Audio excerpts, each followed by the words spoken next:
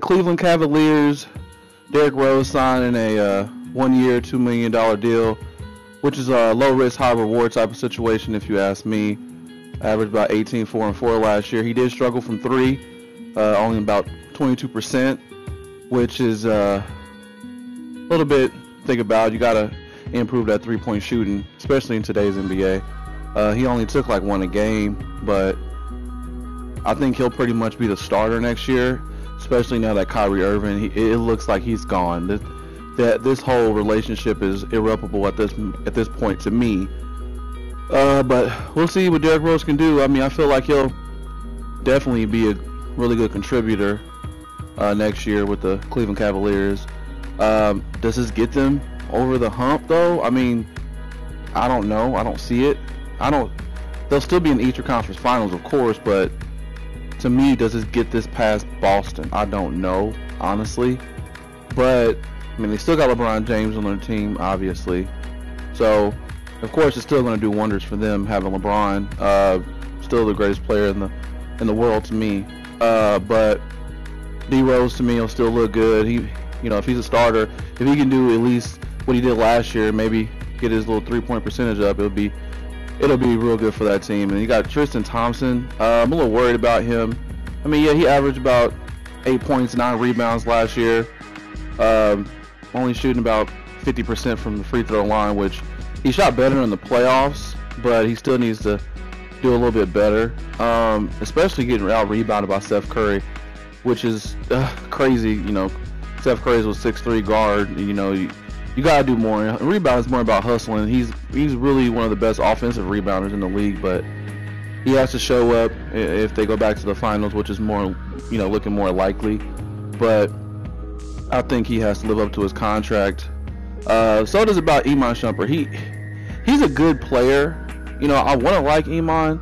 He's a good defender. He had a couple little moments in the finals last year. Nothing too crazy. Good spot up shooter. Really can't create his own shot off the dribble, but he can do some of the dirty work if needed be. But he probably will be included in one of the trade packages with Kyrie, so he probably won't even be on the team next year. But if he is, he'll still be a good contributor. Nothing too crazy that'll put them over, the hump. But he'll still be a good contributor. Give him some defense. That's pretty much about it. Kyle Korver, obviously one of the best shooters in NBA history. Struggles on defense. He got lost on defense all throughout the finals last year. He looked lost. Had no idea what was going on. Anybody who was, who he was guarding, they just went right at him every time in the finals, no matter who that player was. So, I mean, it's too late in his career for him to ask to improve on defense, but he's just pretty much a marksman, sharpshooter. See what you see is what you get with him. Kyrie Irving, excuse me. I don't know what to say about him. I mean, he's one of the best point guards in the NBA. Let's start there. One of the best ball handlers. Really good 3-point shooter. Had one of his best statistical seasons last year. Averaging about almost 26 points a game. But it's just, he's going to be traded. There's no way he's back on this team. I mean, but if he wants to go to Minnesota, it's seeing that he wants to go to Minnesota more likely. Then he's going to have to wait because they got Jeff Teague on that team, and to replace him, they can't get traded until December. So either way, he's going to have to wait, which I don't see him waiting, honestly. There's no way that LeBron and him are going to play on the same team at the start. So at this point, the relationship is pretty much done.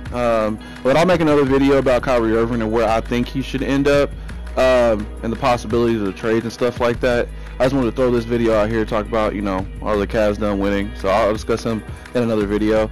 But moving on to Kevin Love, he's kind of the odd man in the middle.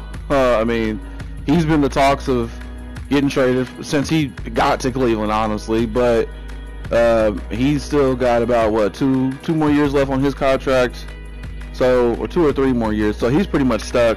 So he's not going anywhere, and especially if Kyrie's getting traded. One of them had to get traded, and they wasn't going to trade LeBron. He has no trade clause, so I mean he's pretty much stuck. But you know, he might demand a trade himself though after LeBron leaves next year.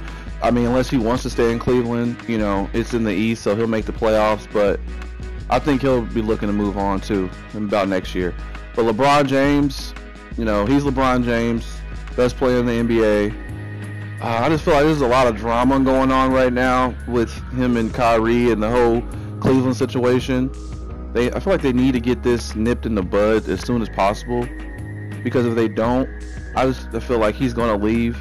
Everybody, you know, especially a lot of people from Cleveland and close to it, and they expect him to stay. You know, they're like, oh, there's a chance he can stay. I honestly don't see it. I don't see why you stay, especially now that Kyrie's gone. I mean, there's talks of them getting Eric Bledsoe. You know, he's, you know, represented by LeBron's people. You know, but I don't see it. You know, I'll discuss more on LeBron later at the end of my video. But anyway, I do think the Jeff Green pickup was good. Good defender, lengthy, about 6'10". He's a really good shooter. Not a great shooter, but he's a good shooter. Can give, you know, LeBron some spare minutes. I mean, he hasn't really been in like a lot of big moments, obviously, but he's, you know, he's very serviceable. 3, he can play the 4. So I really like Jeff Green, honestly. But you got Channing Frye, he coming back. I think he might be gone after this year. He might be in the trade pieces. Play the 5, play the 4. Really good shooter. Not that really good of a defender, but that's what you get from Channing Frye to me. Back to LeBron James. I honestly don't see why. You know, I wish he would trade. You know, waive his no trade clause, because to me it would be in the best interest of everybody involved. Kyrie gets to stay. You know, he gets to go because he's going to leave anyway. If he's going to leave the franchise high and dry, why not get traded so then they get back from something? They get them some pieces so they can rebuild. I know he doesn't owe anything to the franchise, you know, but in the same aspect, I feel like this would be his best option to me. But in any case, I just feel like if he can waive his no trade clause and want to get traded, I mean, yeah, the team he goes for might not compete, you know, they're not going to contend this year, but you're not beating Golden State with the team you have constructed right now anyway. Depending on what you get from, you know, Kyrie's trade, you're still not contending. Unless you're getting 2 All-Stars, unless you end up with the Carmelo and the Eric Bledsoe, maybe, possibly, you know, you may push to another game, because Eric Bledsoe is a way better defender than Kyrie. Not as good as an offensive player, but he's comparable. But in any aspect, I feel like he should waive his no trade clause, get traded. You know, it's not a Shaq and Kobe situation as people was thinking, because the situations are different and contracts are different and everything. But that's what I always wanted to say. I hope you guys enjoyed the video. Don't forget to subscribe and hit that like button. Peace.